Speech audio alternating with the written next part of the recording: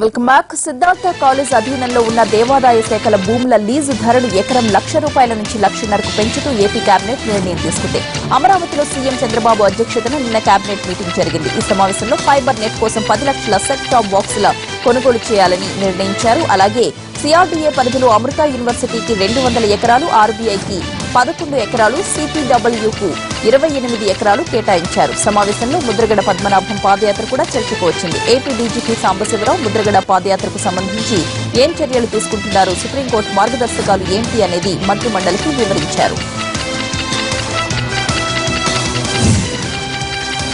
రోజులు వారాలవుతున్నా కరెన్సీ కష్టాలు మాత్రం తగ్గడం లేదు. బ్యాంకుల్లో క్యూ లైన్లు తరగడం లేదు. ప్రాణాలు పోతున్నా పరిస్థితిలో మార్పు రావడం లేదు. పెద్ద నోట్లు రద్దై 8 రోజులు అవుతున్నా తెల్లవారుజామునే జనాలు బ్యాంకుల దగ్గర క్యూ కట్టారు. ఓవైపు కరెన్సీ మార్చుకోవడానికి వచ్చే జనం, మరోవైపు డిపాజిట్లు, ఇంకోవైపు నగదు ఉపసంహరణలు, ఓ రకంగా బ్యాంకులు జాతరను కల్పిస్తున్నాయి. 10 గంటలు ముగిసినా లైన్లు మాత్రం తరగడం లేదు. బ్యాంకుల దగ్గరే కాదు, ఏటీఎంల దగ్గర పరిస్థితి కూడా మరీ ఘోరంగా ఉంది. గజగజ వణికించే చలిని సైతం లెక్క చేయక జనాలు గంటల తరబడి క్యూ లైన్లో నిల్చుంటున్నారు. అర్ధరాత్రి, తెల్లవారుజాము అని తేడా లేకుండా నోట్ల కోసం ఏటీఎంల దగ్గర పడిగాపులు కాస్తున్నారు. సాఫ్ట్వేర్ మార్చాల్సి రావడంతో చాలా ఏటీఎంలు పనిచేయడం లేదు. కొన్ని చోట్ల 100 నోట్లు పెడుతున్నా అవి ఏమాత్రం సరిపోవడం లేదు. నగదు నింపిన కాసేపటికే నో క్యాష్ బోర్డులు పెట్టాల్సి వస్తోంది. ఏటీఎంలు పూర్తి స్థాయిలో అందుబాటులోకి రావడానికి మరో 3 వారాలైనా పడుతుందని చెబుతున్నారు.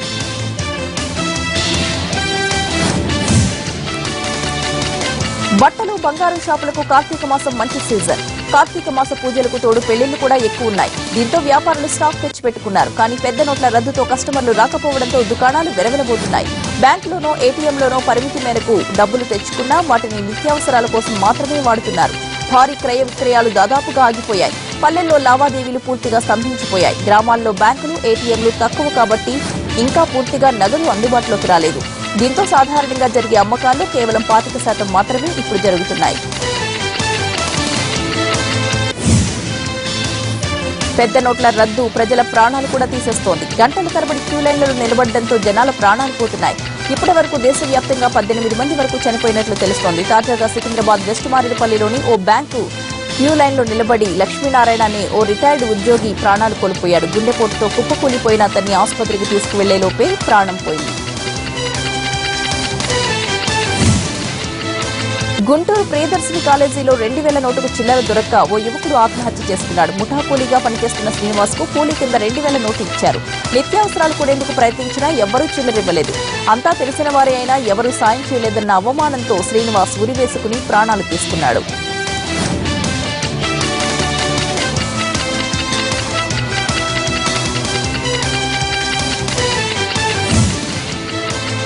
పెద్ద నోట్ల రద్దుతో కేంద్ర ప్రభుత్వం అనాలోచిత నిర్ణయం తీసుకుందన్నారు వైసీపీ నేత భూమన కరుణాకర్ రెడ్డి. బాబు నోట్ల కోసం కాకుండా ప్రత్యేక హోదా కోసం మోడీకి ఎందుకు లేఖ రాయలేదని ప్రశ్నించారు.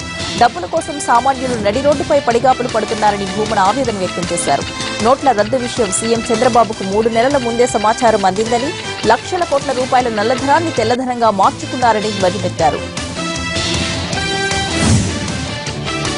పెద్ద నోట్ల రద్దు ప్రభుత్వ శాఖలకు కాసుల పంట పండిస్తోంది. వారం రోజుల కిందటి వరకు ట్యాక్సులు, బిల్లులు కట్టమని నెత్తినోరు మొత్తుకున్నా ఎవరూ పట్టించుకోలేదు. కానీ రద్దయిన పాత నోట్లను అనుమతిస్తుండటంతో బిల్లులు చెల్లించేందుకు ప్రజలు ముందుకొస్తున్నారు. దీంతో ప్రభుత్వ శాఖల ఖజానా కళకళలాడుతోంది. జీహెచ్ఎంసీ, జలమండలి, హెచ్ఎండీఏ, కంటోన్మెంట్ బోర్డు, విద్యుత్ శాఖల్లో ఇప్పుడు ఎక్కడ చూసినా నోట్ల కట్టలే. ప్రజలు వచ్చి లైన్లో నిలబడి మరీ బకాయిలు చెల్లించి వెడుతున్నారు. ఇప్పటి వరకు జీహెచ్ఎంసీ ఖజానాకు 167 కోట్ల రూపాయల పన్నులు ఆదాయం వచ్చింది. పెద్ద నోట్ల రద్దుతో ప్రజల కష్టాలు రోజురోజుకు పెరిగిపోతున్నాయి. పోస్టాఫీసులు, బ్యాంకులు, ఏటీఎంల వద్ద భారీ క్యూ లైన్లు కొనసాగుతున్నాయి. విత్డ్రా చేస్తున్నామంటే ఏటీఎంలు పనిచేయడం లేదు. దీంతో జనం పనులు మానుకుని బ్యాంకుల చుట్టూ ప్రదక్షిణ చేస్తున్నారు. హైదరాబాద్లోని ఆర్బీఐ కార్యాలయంలో పెద్ద నోట్లను మార్చుకునేందుకు జనం భారీగా బారులు తీరారు. ఏపీలో దేవాదాయ శాఖ కీలక నిర్ణయం తీసుకుంది. పెద్ద నోట్ల రద్దుతో ప్రజలు ఇబ్బందులు పడుతుండటంతో చిన్న నోట్లను బ్యాంకులకు ఇవ్వాలని నిర్ణయించింది. 100, 50 రూపాయల నోట్ల కోసం రాష్ట్ర వ్యాప్తంగా 24 దేవాలయాల్లోని హుండీలను తెరిచి వాటిలోని చిల్లరను దగ్గరలోని ప్రభుత్వ బ్యాంకులకు ఇస్తామని ఏపీ దేవాదాయ శాఖ మంత్రి మాణిక్యాలరావు ప్రకటించారు. సచివాలయంలో అర్చక, ఇతర ఉద్యోగుల సంక్షేమ నిధి ట్రస్ట్ వెబ్సైట్ను మంత్రి ప్రారంభించారు.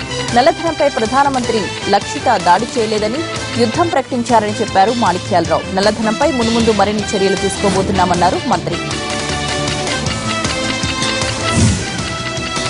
సాక్షాత్తు దేశ ప్రధానికి తల్లి అయిన ఓ సాధారణ వ్యక్తిలా బ్యాంకుకు వెళ్లి నోట్లను మార్పిడి చేసుకుంది హీరాబెన్.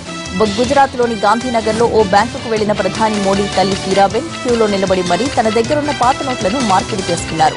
ఆమె వెంట కొందరు కుటుంబ సభ్యులు కూడా ఉన్నారు. కొత్త నోట్లు తీసుకున్న తర్వాత ఆమె వాటిని మీడియాకు చూపించారు. ఆమె 4,500 రూపాయల విలువైన కరెన్సీని మార్పిడి చేసుకున్నారు.